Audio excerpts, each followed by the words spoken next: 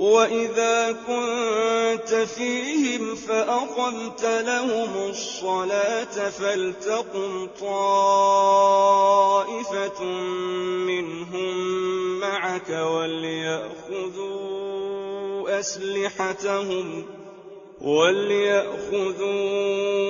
أَسْلِحَتَهُمْ فَإِذَا سَجَدُوا فَلْيَكُونُوا مِن وَرَائِكُمْ وَلْتَأْتِ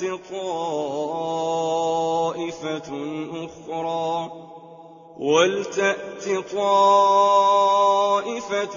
أُخْرَىٰ لَمْ يُصَلُّوا فَلْيُصَلُّوا مَعَكَ وَلْيَأْخُذُوا حِذْرَهُمْ وَأَسْلِحَتَهُمْ ۗ وَدَّ الَّذِينَ كَفَرُوا لَوْ تَغْفُلُونَ عَنْ أَسْلِحَتِكُمْ وَأَمْتِعَتِكُمْ فَيَمِيلُونَ عَلَيْكُم مَّيْلَةً وَاحِدَةً ۚ وَلَا جُنَاحَ عَلَيْكُمْ إِن كَانَ بِكُمْ أَذًى مِّن مَّطَرٍ أَوْ كُنتُم مَّرْضَىٰ أَن تَضَعُوا أَسْلِحَتَكُمْ ۖ وَخُذُوا حِذْرَكُمْ ۗ إِنَّ اللَّهَ أَعَدَّ لِلْكَافِرِينَ عَذَابًا مُّهِينًا۔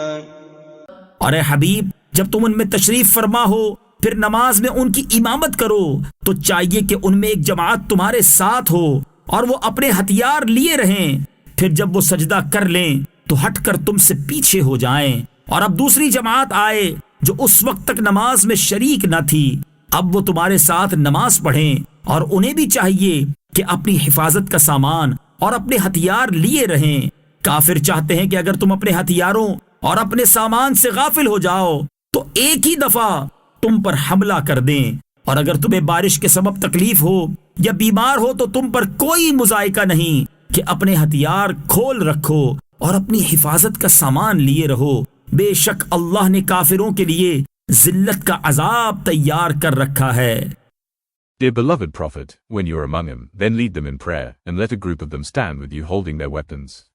So, when they have prostrated, they should move behind you, and now the second group should come forth who have not yet prayed and pray with you. 1. And they should take their precaution and retain their weapons. 2. The disbelievers wish that you become negligent of your weapons and provisions so that they attack you at once suddenly.